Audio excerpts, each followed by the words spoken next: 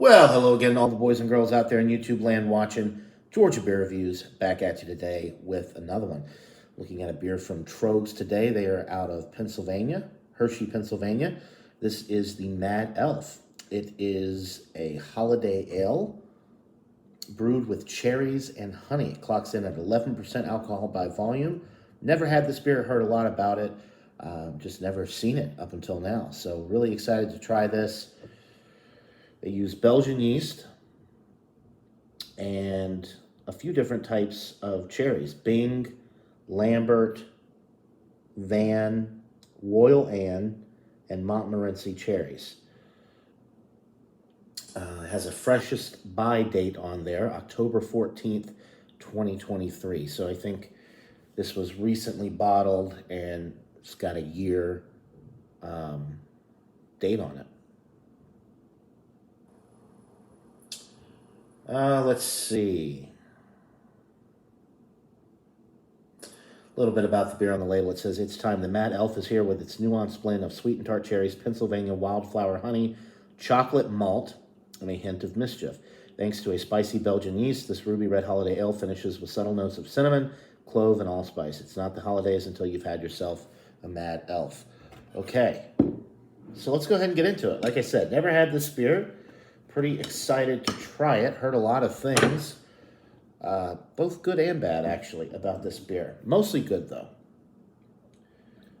So there's the pour. It's a nice amber, almost copper color. Nice fizzy head. It's dissipating pretty quickly, though. As you can see, lots of streaming bubbles going up the glass. Definitely smelling the honey. That Belgian yeast gives it a lot of character. Some banana, some clove. A little caramel.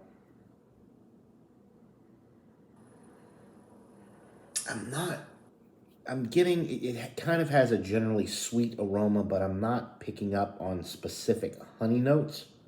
Maybe that'll come through a little bit on the palate. But it definitely smells like a good Belgian ale, for sure. You get that distinct Belgian yeast quality on the aroma. The banana, the clove, the allspice.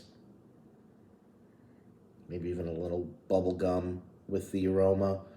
The roasted malt, like I said. Caramel.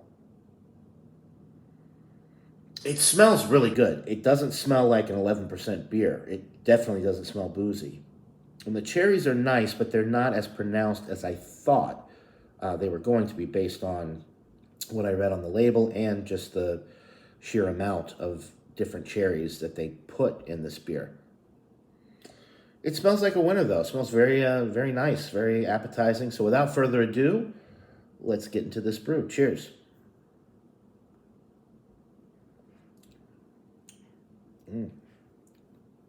It's really nice. It's surprisingly light-bodied for an 11% beer. You're getting some nice toasted malt character. Not cinnamon. The allspice, clove, banana, fruit notes are definitely there.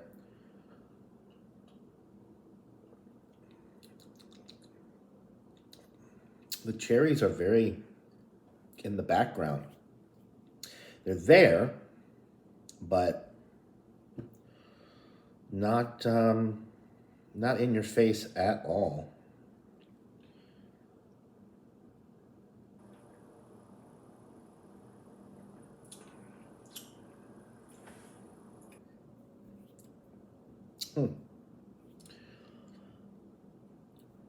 So relatively light-bodied. I would say light-bodied for an 11% beer. It's not warming going down. It's really not boozy at all. The cherries, though, are a little lackluster. They're not really there. Very minute cherry presence. Honey. I mean, it's got a generic sweetness to it, but it's not cloyingly sweet, and there's no specific honey character. I mean, it could have just, if you told me that it used Belgian candy sugar, I would believe you. I wouldn't say, oh no, there's honey in here. There's really not. It's best by next year, so it's not out of date.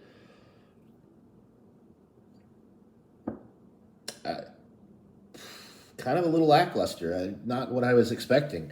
Cherries are not hardly there, and the honey is non-existent.